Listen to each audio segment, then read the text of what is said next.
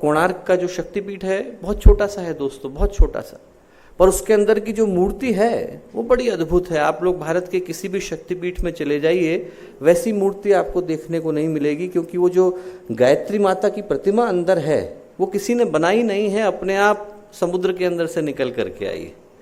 वहां पर जो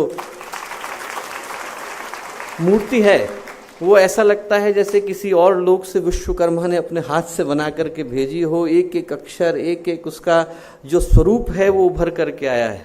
हम लोग कोणार्क के मंदिर में राहत कार्य को करने के बाद और वहाँ पे सफाई करने के बाद ये उद्देश्य था कि वहाँ से निकलेंगे और पुरी को जाएंगे, पर ऐसा लगा जैसे किसी ने उस मंदिर की ओर को खींच लिया है। वो जो मूर्ति है वहाँ पर अपने जो परिव्राजक हैं उपेंद्र साहू जी, उनको एक रात पहले पूज्य गुरुदेव सपने में आए और सपने में आकर के बोले कि बेटा मैं तुम्हारे मंदिर के लिए मूर्ति भेज रहा हूँ। अगले दिन समुद्र में घूमने के लिए निकले, समुद्र के किनारे, तो उनका जो बालक है वो उनके पास आकर के बोला कि वो जो मथुरा वाले गुरुजी हैं जिनका फोटो लगा हुआ है वो भी आए थे और बोल करके गए हैं कि मूर्ति वहाँ पर रखी है। वहाँ गए तो देखा समुद्र से निकली हुई मूर्ति है, एकदम काले पत्थर की है। आप लोग देखेंगे तो सहजता से आपको समझ में आ जाएगा कि इस जगह की बनाई हुई नहीं, एक एक उसके अंदर की नक्काशी, एक एक कार्विंग बड़ी अद्भुत, दिव्य, अलौकिक जिसको कह सकते हैं।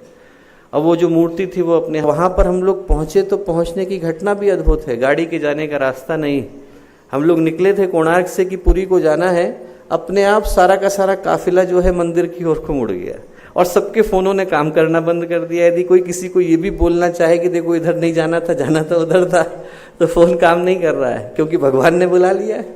अब वहां पर जाकर के खड़े हो गए, ऐसा लगा जैसे गायत्री माता ने साक्षात वहां पर आकर के बुला लिया। और जो वो प्रतिमा है अद्भुत। ऐसे घटनाक्रम घटते हैं दोस्तों जब स्वयं व्यक्ति भगवान को समर्पित होता है और उस शक्ति का वरद हस्त हम में से प्रत्येक के ऊपर है। हम लोगों के लिए सौभाग्य की बात है कि वो शक्ति जो पूरी सृष्टि का निर्माण करती है, वो गुरु सत्ता जो इस पूरे युग के अधिपति हैं, वो परम पूज्य गुरुदेव, वो परम वंदनीय माता जी, जिनके जन्म लेने से ये भारत की धरती अपने आप को सौभाग्यशाली महसूस करती है, उनके साथ जुड़ने का सौभाग्य हम लोगों को मिल पाया है। एक देवी योजना का अंग बनने का सौभाग्य हम लोगों को मिल पाया।